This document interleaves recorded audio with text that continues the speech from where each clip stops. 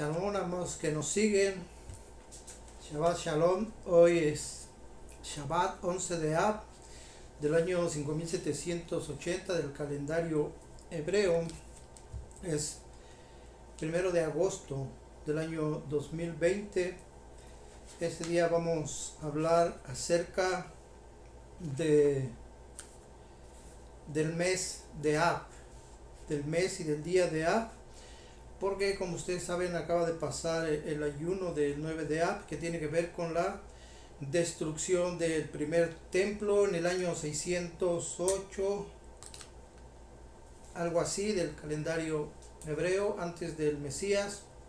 Y bien, al parecer hemos dicho que todo lo que ocurre en la Torá, hay eventos en lo que llaman el Antiguo Testamento que parece que no corresponden con la vida de la gente de hoy, de nuestros días, como si no estuviera al margen, como si la Torá, los escritos en sus historias no estuvieran actualizadas, es decir, parece que no tiene nada que ver con nosotros.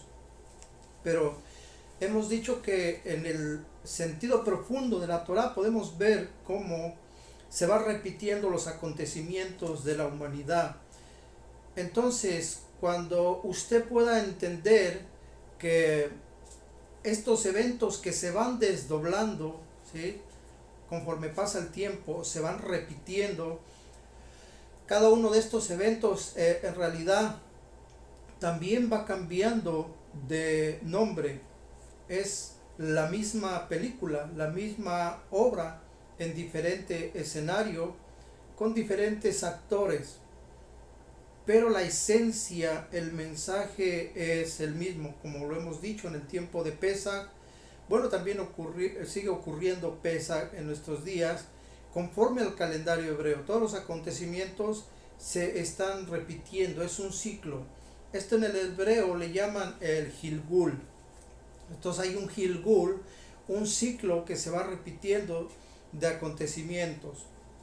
Vamos a ver si podemos explicar esto, porque no es muy fácil, ya que se nos van de las manos los elementos o las palabras para poder explicar algo que trasciende, ¿sí?, algo que trasciende el tiempo y el espacio, que se va modificando. Por ejemplo,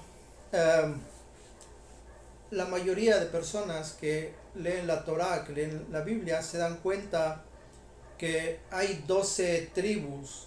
Hay 12 tribus que surgieron de Jacob, que es Israel. Entonces vienen de los patriarcas estas 12 tribus y ya lo empiezan a relacionar con las 12 constelaciones, ¿sí? Esto lo han sabido, el pueblo hebreo lo ha sabido desde el principio, porque cuando se otorgó la Torá escrita como un libro, se otorgó una Torá oral, es decir, lo que se dice y que se va enseñando a través de maestro a discípulo. Bien, entonces ellos lo han sabido siempre.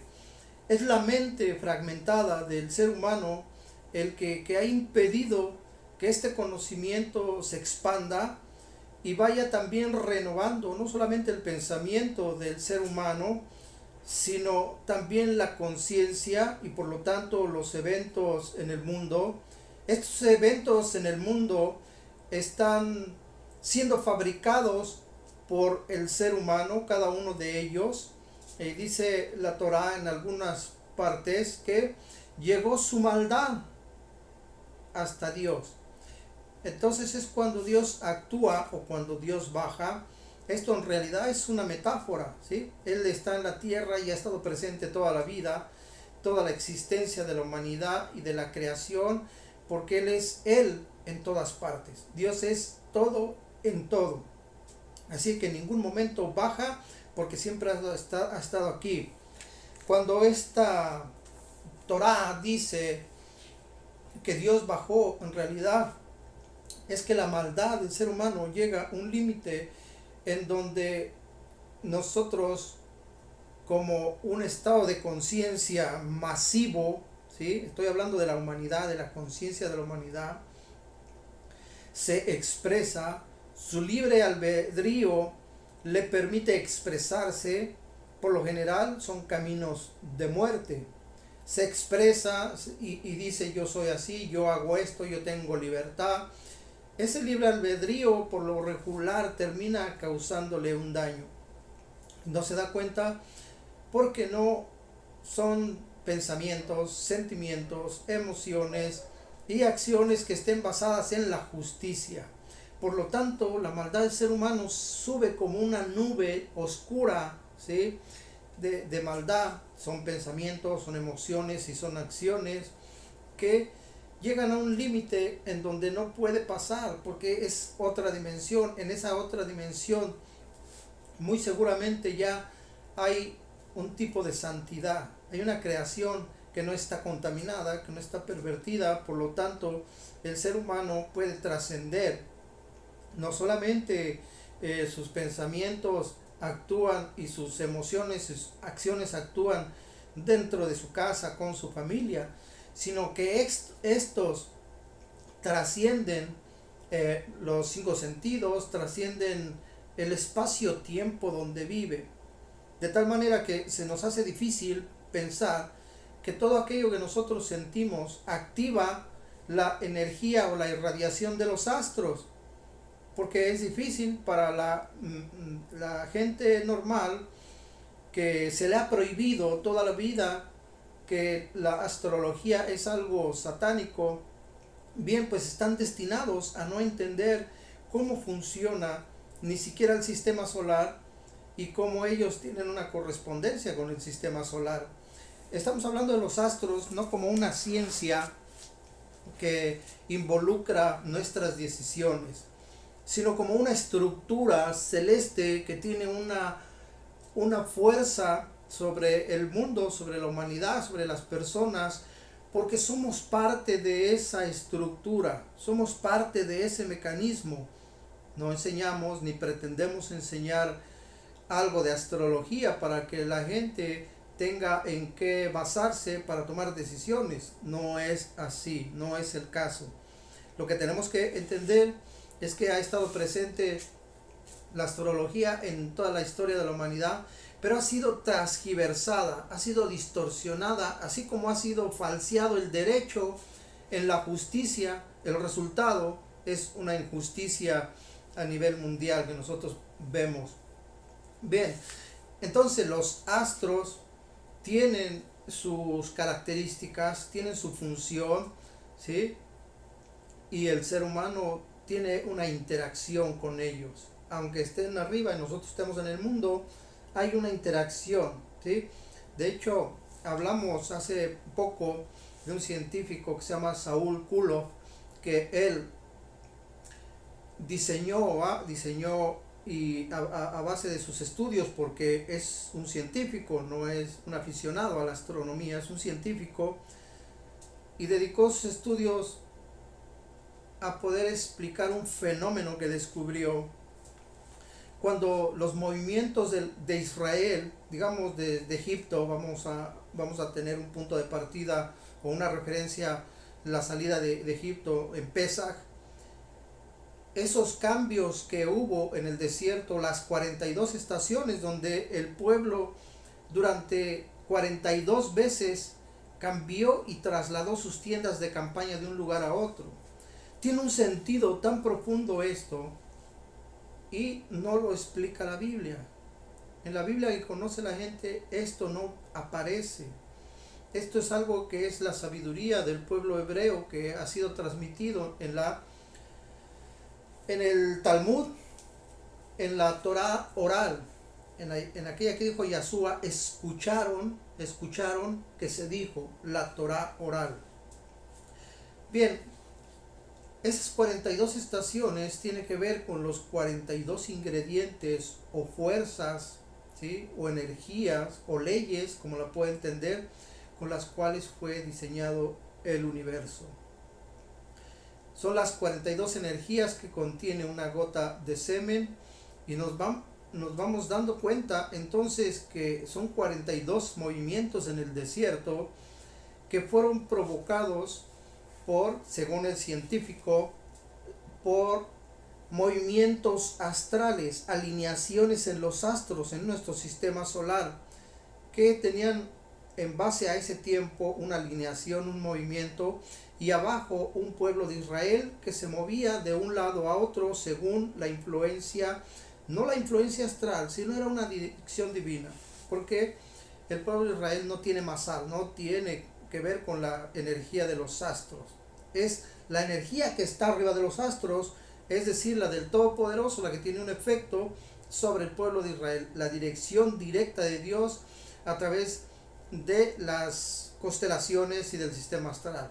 Algo que no conocían y no llevaban a cabo los pueblos antiguos, las civilizaciones antiguas como los caldeos, como los babilonios, como los sumerios, como los egipcios, en donde ellos sí basaban la astrología en las fuerzas que emitía cada uno de los planetas.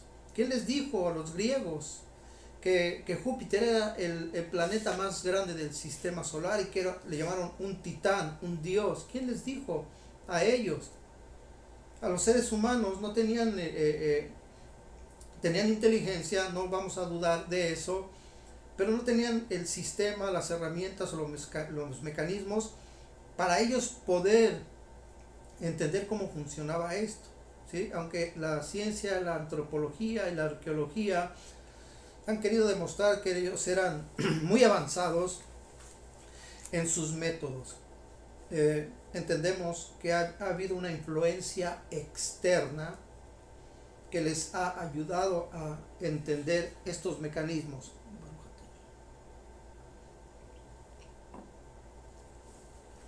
Les ha ayudado a entender estos mecanismos por los cuales se rige el tiempo, y de ahí de los tiempos, las estaciones, la agricultura, la cosecha, etc.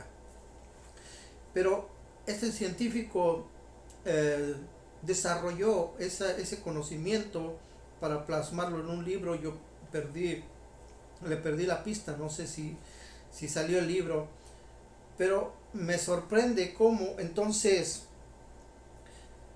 los astros, ¿sí?, tienen una influencia en la tierra haciendo movimientos. Este es el pueblo de Israel, y esta es las alineaciones que los movían así, no como un títere. Tenemos que entender esa parte, ¿sí? No es un titiritero que está moviendo a otros, les está instruyendo, les está indicando el camino.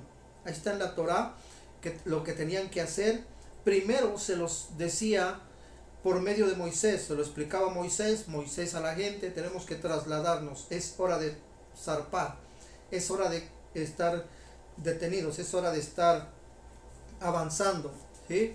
Y es aquí donde el shofar toma un instrumento también más allá de un sonido, era un cuerno de carnero. El shofar es el original, y cada uno de esos sonidos indicaba avanzar y detenerse, avanzar y detenerse. Por eso las profecías tienen que ver con un toque de shofar, ¿sí? Pero son instrucciones que vienen del cielo. Así es de que si nosotros vamos a la raíz de la historia, ¿sí? Porque a veces la gente quiere estudiar y entender el Apocalipsis de la Biblia cristiana, lo quieren entender a partir de su propio razonamiento. Esto es imposible, amados, porque el libro del Apocalipsis es un tratado cabalista 100%. Si no, van a darse cuenta que el número 7 aparece como una referencia, pero también el número 6, y todos los símbolos que ahí aparecen son un mecanismo, ¿sí? Son un mecanismo, son un código cabalista 100%. Ahora vamos a ver por qué es que esto es así. Hay una influencia, ¿sí? o hay una irradiación, y también hay una separación de esa irradiación negativa de los astros.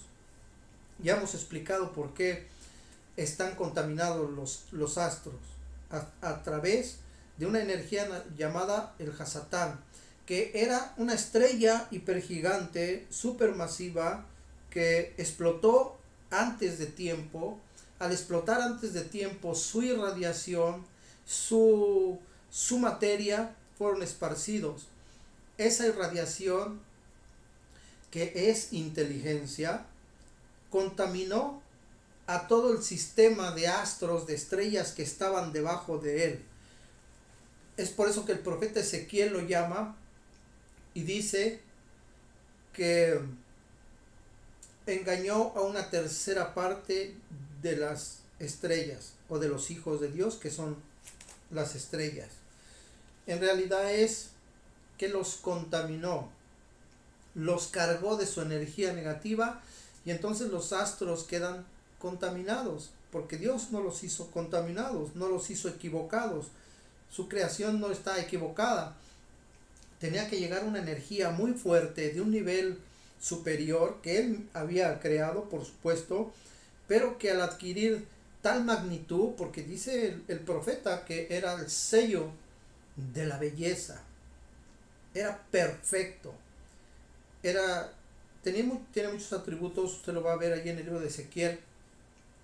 Cuando él provoca su suicidio, por decirlo así, de una estrella, pues cuando una estrella aparentemente, entre comillas, muere o explota, en realidad es el tiempo del Eterno que está en esa estrella y le dice: es hora de florecer.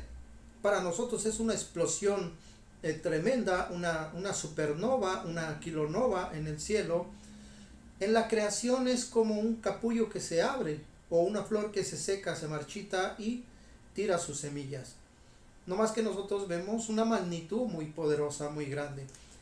Pero la esencia de la muerte es exactamente la misma: morir para convertirse en otra cosa. Así de que la muerte no es algo que para dejar de existir eternamente y para siempre. Este es un concepto equivocado. Es la materia, el cuerpo se muere, pero el alma trasciende. El alma es eterna porque es una partícula de Dios, no conoce la muerte.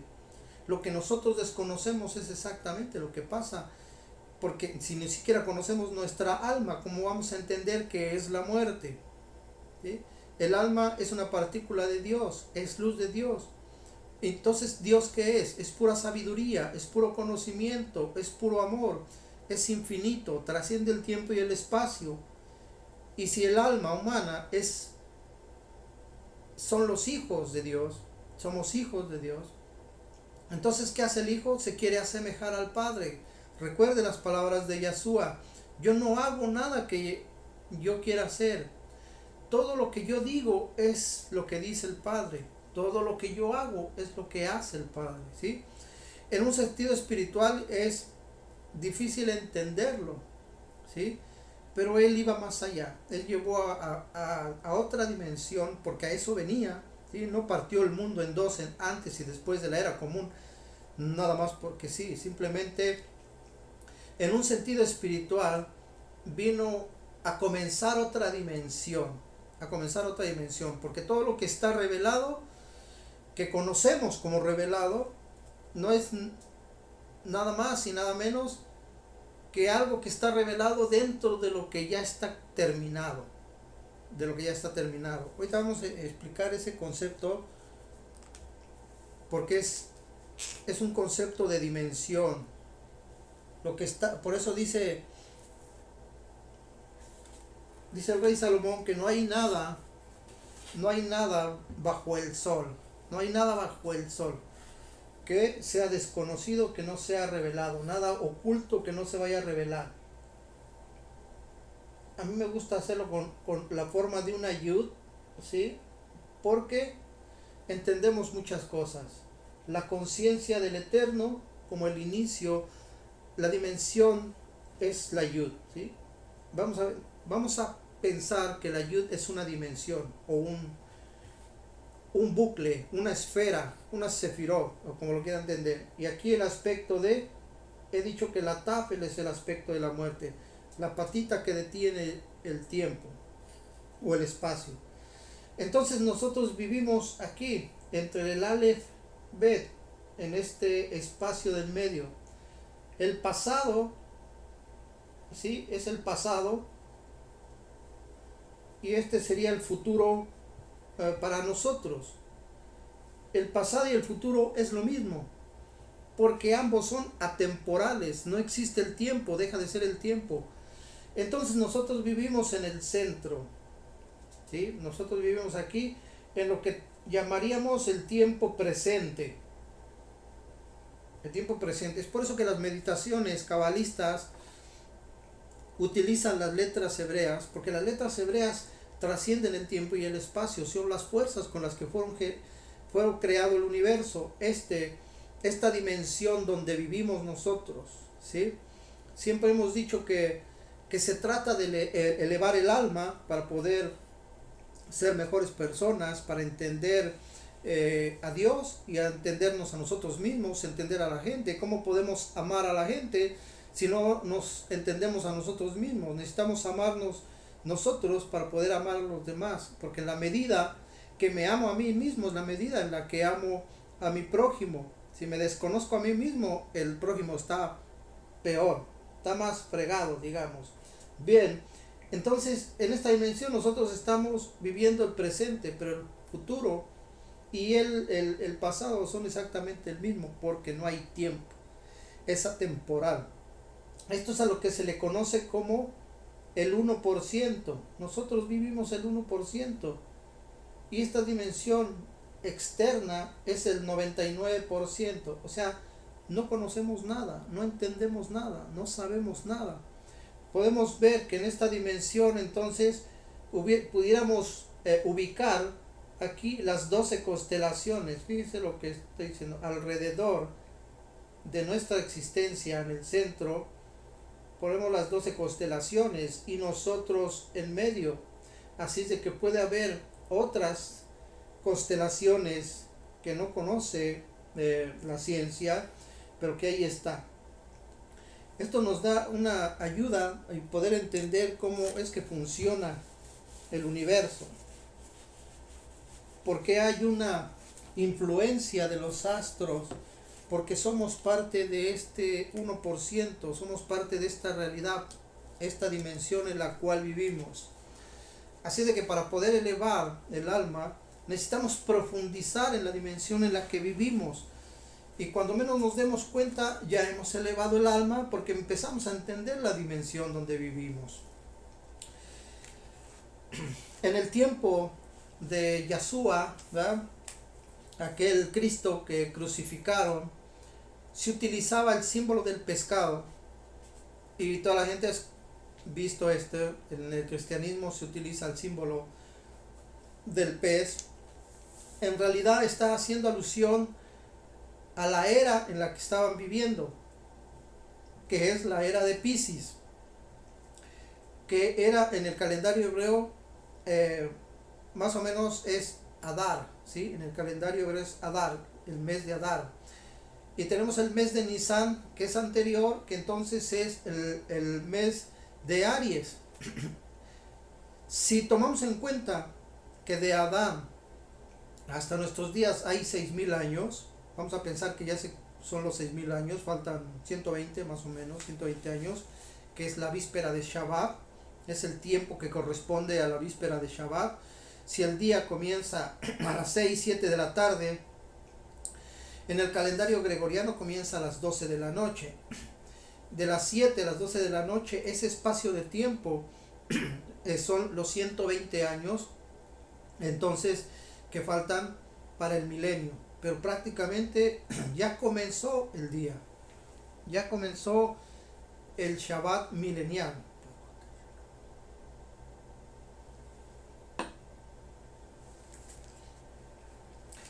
Mencionamos al mes de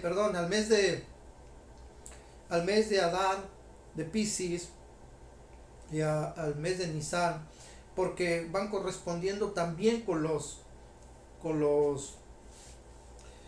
signos zodiacales. Entonces, tenemos el pescado, hace 2000 años más.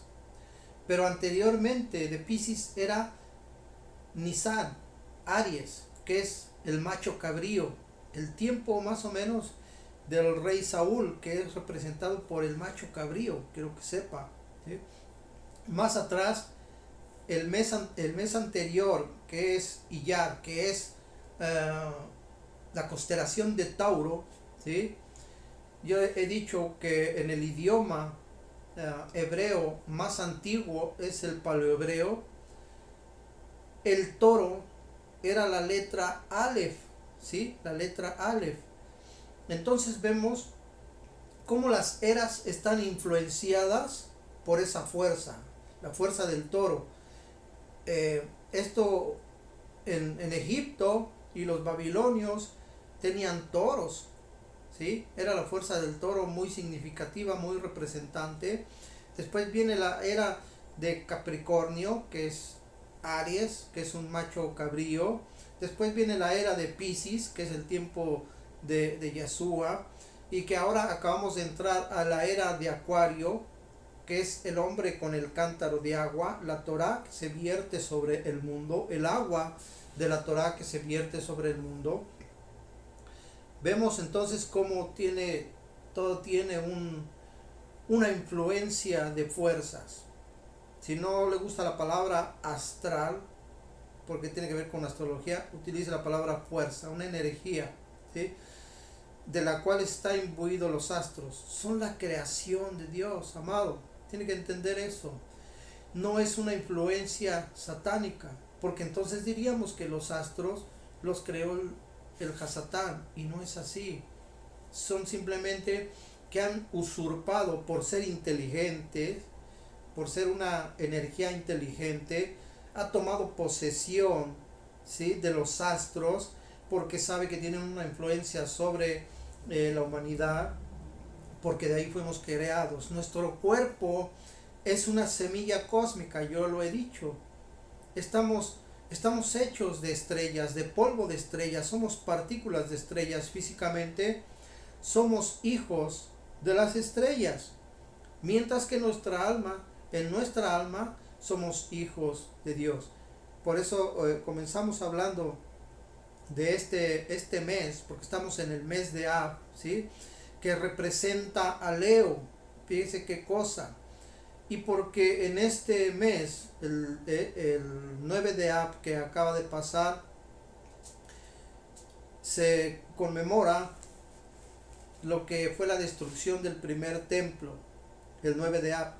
Pues resulta que en el tiempo de Yeshua, la destrucción del segundo templo en el año 70 era común por Tito Vespasiano. Estos romanos destruyeron el segundo templo, y después vienen una serie de acontecimientos en esta fecha, y todo ocurrió en el tiempo de Moisés, cuando mandó a 2 espías a la tierra de Canaán, a la tierra prometida, ¿sí?, a la tierra prometida, a la tierra de Canaán, y regresan 10 de ellos, porque Josué y Caleb dijeron: no, nosotros podemos con ellos, el Eterno nos ha dado la victoria y nos lo va a dar con ellos también.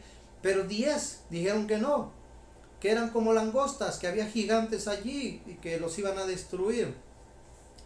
Aun cuando vieron la abundancia de la tierra que emana leche y miel. Entonces, ¿cuál es el punto aquí? Estos 10 que dijeron que no, es la metáfora o representa a las 10 sefirot, del árbol del conocimiento del bien y el mal, ¿sí?, que es la dimensión oscura donde han bajado todas las almas al mundo. No porque Dios las creó en esa dimensión, sino que el árbol del conocimiento del bien y el mal es el reflejo del árbol de la vida, es como una sombra, y en esa energía el Hasatán puede jalar a las almas, y es de ahí donde provocó lo que se provocó a sí mismo antes de su caída, cuando era lucero, una estrella, un astro. Creó en Adán, o le provocó su propio suicidio, es decir, la caída de esa dimensión donde él estaba. Él no estaba ni en el árbol de la vida, ni en el árbol del conocimiento del bien y el mal. Estaba en un estado de conciencia más elevado, que la Kabbalah le llama el mundo de Asilut o el Adán Kadmón.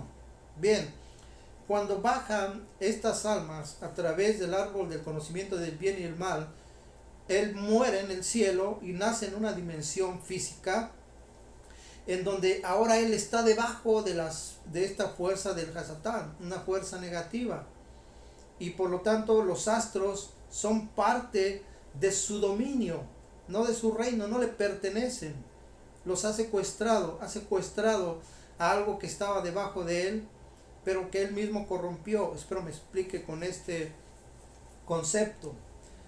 Y aquí vemos entonces cómo las constelaciones, ¿ah? Las constelaciones, por eso es que representan a los patriarcas, ¿sí? Tenemos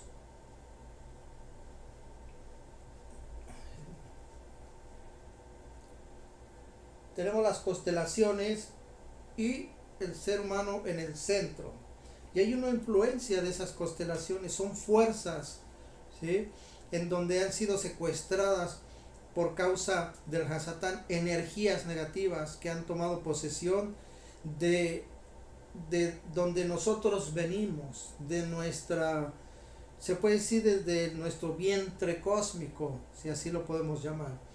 Entonces, ¿qué hace la Torah por medio del conocimiento del Creador?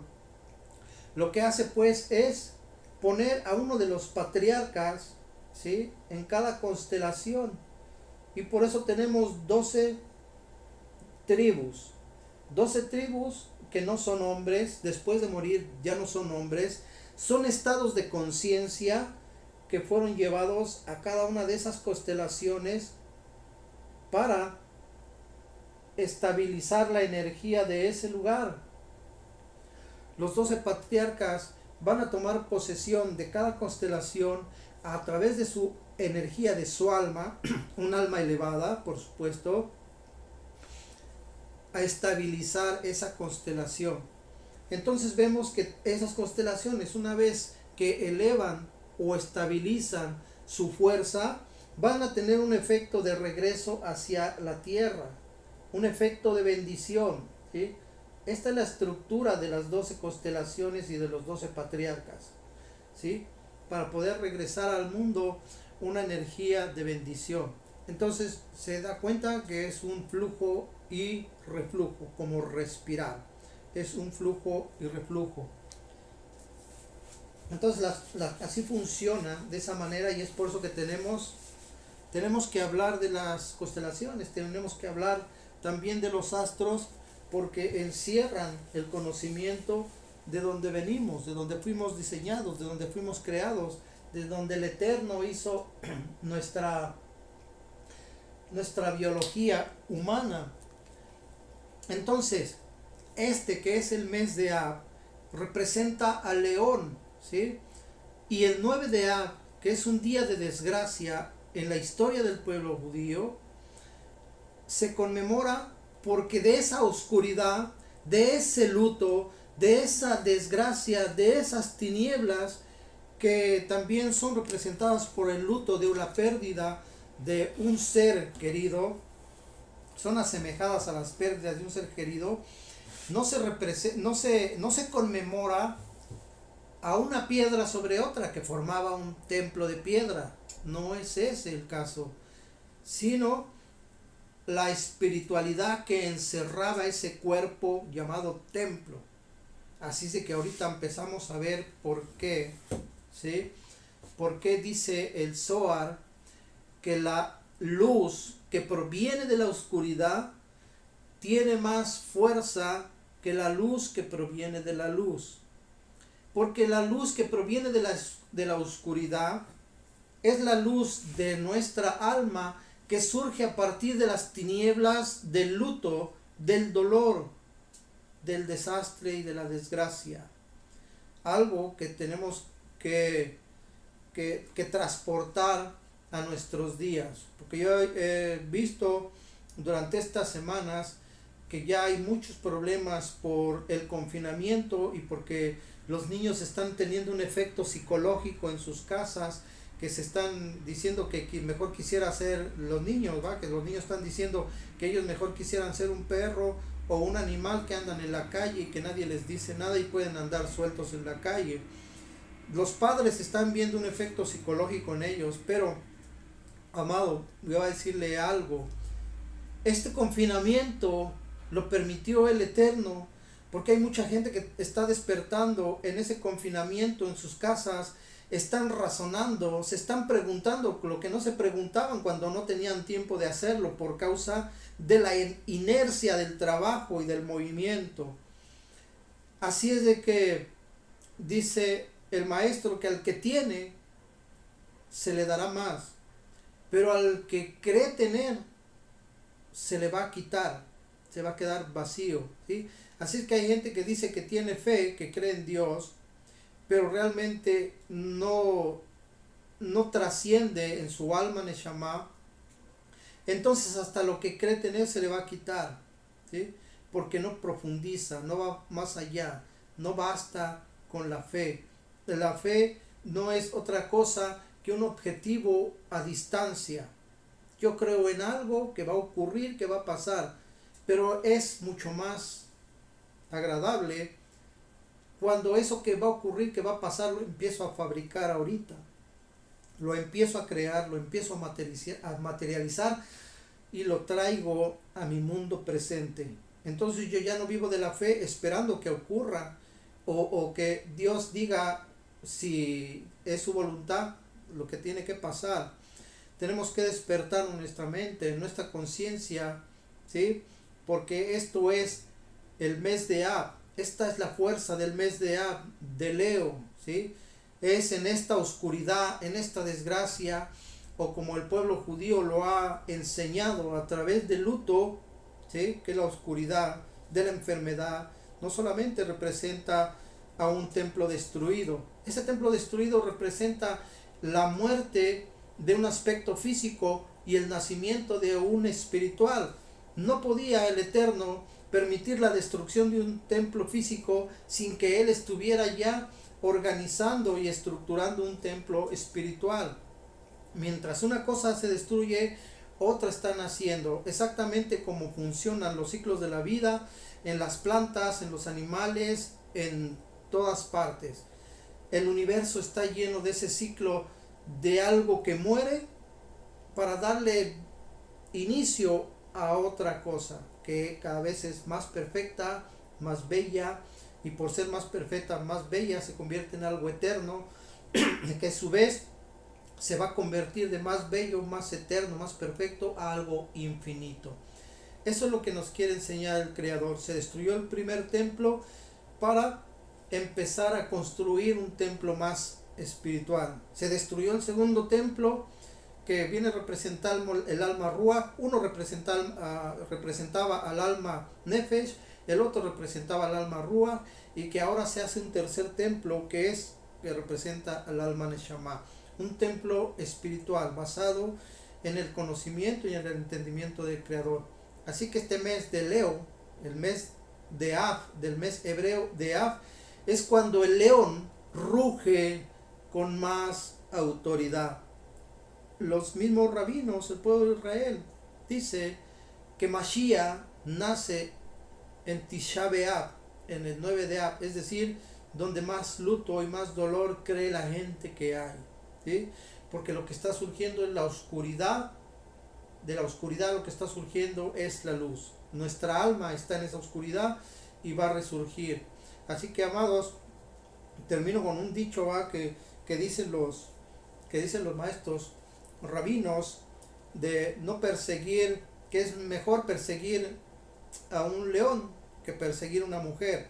En realidad no está hablando de una mujer, o sí, pero no una mujer física. El mes que sigue de este mes de Leo, el mes que sigue es el mes de Elul, el mes de Virgo. Entonces Virgo es Betula, es una virgen, es una mujer, ¿sí? En donde viene también otra manifestación, la expresión del nacimiento, ¿sí? Pero el primero se está gestando en el mes de León, de la fuerza de León, del mes de A, se gesta, y después nace en el mes de Elul, que es el mes de Virgo, que es el mes que viene. ¿Ven? Entonces ya podemos entender más o menos qué es lo que el Creador quiere. La renovación, no solamente de las cosas físicas, sino también de las cosas espirituales. Estamos renovándonos, estamos transformándonos y todo ocurre para bien. Así que, amado, espero haberme explicado con estos conceptos. Que el Eterno les bendiga y los guarde y les conceda shalom en su corazón.